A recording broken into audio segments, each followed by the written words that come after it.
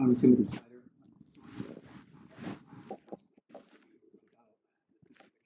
Of a Ukrainian victory. We're all thinking about victory, or at least the end of the war, as we get into May.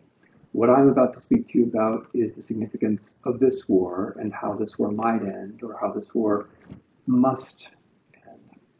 I'd like to give you 10 reasons why we ought to be thinking in terms of a Ukrainian victory. I'd like to give you 10 reasons why the Ukrainian victory is important, not just for Ukraine, but for the larger world. The first, and perhaps the most fundamental, is that a Ukrainian victory is, I believe, the only way to achieve peace.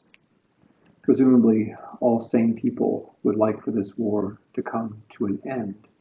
I believe that a victory by Ukraine is the only way in which this war can come to an end. A Russian victory will lead to further Russian aggression. A Ukrainian capitulation will lead to the continuation of policies of atrocity on Ukrainian soil. The one way I believe that this war can actually end is with a Ukrainian victory, that is, with sufficient Ukrainian success on the field of battle that Russia believes that it's in its interest to negotiate. Secondly, I believe the Ukrainian victory is important for the security of the region. The only way that the Ukrainian population could be protected is by way of Ukrainian victory. But I believe it's also very significant for the populations of the Baltic countries, of Poland, of Romania, Moldova, that Russian aggression against a neighboring country not succeed. The third reason I believe that Ukrainian victory is important has to do, above all, with the citizens of Ukraine. There is no other way to protect the citizens of Ukraine, I believe, than by Ukrainian victory. So long as the war continues, Ukrainian citizens under Russian occupation are subject to deportation and other forms of atrocity. Ukrainians not under Russian occupation are vulnerable to bombing and shelling. The only way to secure the 40 million Ukrainians is for the war to cease, and the only way for the war to cease is by way of a Ukrainian victory. The fourth reason, extremely important I believe, has to do with the defense of a democracy. One reason this war is being fought is that Ukraine is a democracy. Ukraine has that kind of unpredictable political system which throws up unpredictable combinations, unpredictable leaders. It's that unpredictability, it's that inability to know what's going to come next that I think is so intolerable for Mr. Putin and for this kind of Russian regime. So one reason why it's important for Ukraine to win this war is for a democracy to protect itself. But I believe, and this is my next point, number 5, that this is important for democracies as such. Were Russia to win this war, that would be a tremendous victory for all forces that oppose democracy, for all people who are planning to use violence of one kind or another to overthrow democracies.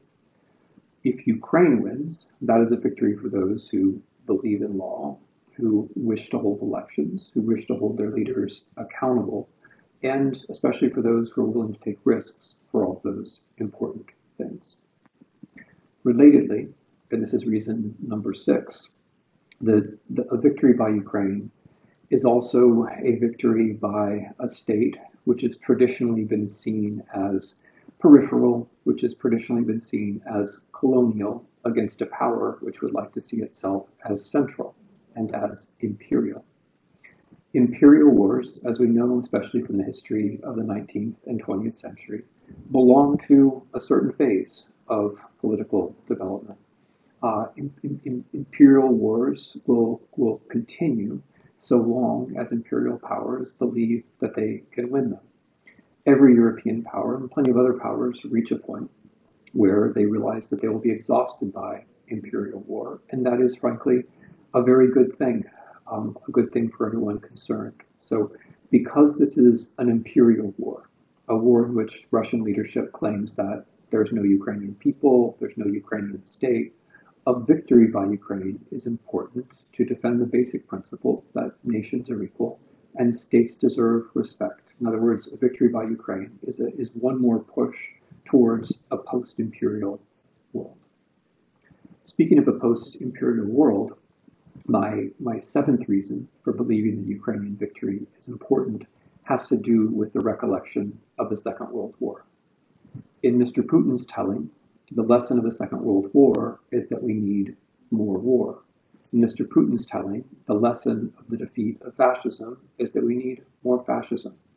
In Mr. Putin's telling, the lesson of the defeat of imperialism is that we need more imperialism. In Mr. Putin's telling, the lesson of the Second World War is that the word Nazi just means whatever he wants it to mean and can be deployed as hate speech against whoever happens to be his enemy of choice. That is one reading of the Second World War. It's not a reading of the Second World War which should prevail. I think it's very important, as this war is being fought, to consider it, as so many people are doing, in the light of the Second World War, but in particular to consider it as an opportunity to preserve certain virtues which many of us believe were reinforced by that war, or should have been reinforced by that war. Toleration for difference, for example. The importance of the rule of law and pluralism, for example. The importance of cooperation among democracies, for example. Number 8, I believe that Ukrainian victory is also very important for the future of Russia. Now, to be very clear, I don't expect Ukrainians to be thinking about this factor, but for the rest of us who are concerned about the security of Europe and the security of the world, it's very important what kind of Russia we'll be living alongside in decades to come. For Russia to become, let's call it, a normal country where Russian interests are observed by Russian leaders, it's very important that Russia lose this war. It's very important that Russians cease to pursue a foreign policy which is about gathering in land on the basis of entirely untenable myths. I believe it's very important for Russia, for Russians, and for future Russian governments to be in a position to think instead about the future of Russia and about the reality of Russian interests.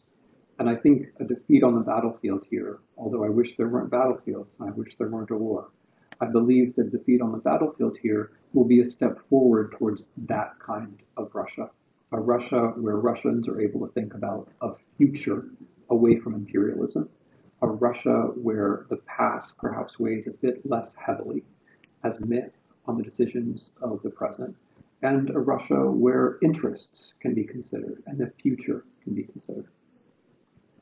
Number 9. Ukraine must win this war because Ukraine, as everyone knows, is a major source of food for the rest of the world. In the history of the 20th century, Ukraine has been an object of colonization from all sides because of its fertile soil.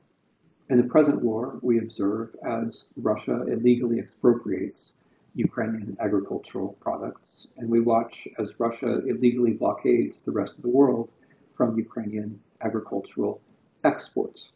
Should this war continue in this way, people in Africa, in the Near East, and elsewhere are going to be threatened with anticipated and then real food shortages, which will have the consequence not only, I believe, of hunger and death, but also of political instability along the way. A Ukrainian victory and a reopening of world trade would prevent all of that. 10th, finally, last but not least, and in some ways summing up all of these other points, a Ukrainian victory is necessary to help point not just Ukrainians, but all the rest of us towards the future. In a way, the problem of Russian propaganda is a problem that we all share, perhaps in less sharp form. Russian propaganda is all about the past. It's all about how things are predetermined. It's all about seeking some kind of moment at some point in history where we were right and everyone else was wrong. But that's not what we need. Everyone, needs a future. We need a politics of the future. We need an event that can break us out of our rut and which can point us towards a future. I believe it's very important that Europeans and others help to offer Ukrainians a future after this war in the form of membership in the European Union and in the form of generous aid, which allows Ukrainians to rebuild. But I think the process goes two ways. I think if we are open-minded and generous about the way we look at Ukraine, about how we look at this war, we can see that Ukrainians are also offering a future to us.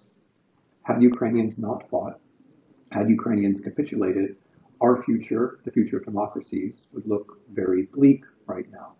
Because Ukrainians did resist, and because Ukrainians are fighting, they've bought other democracies a certain amount of time. I think this time should be used to think about the future, not just a future in which Ukraine joins other democracies in important forms of cooperation, but also a future in a broader sense, where a Ukrainian victory demonstrates that individual action matters, that people can take responsibility, that the range of possibilities is broader than we think, that there are things that can happen in the future that are perhaps better than we think. Ukraine or Ukrainian victory also points us in this direction. Thank you very much for your attention.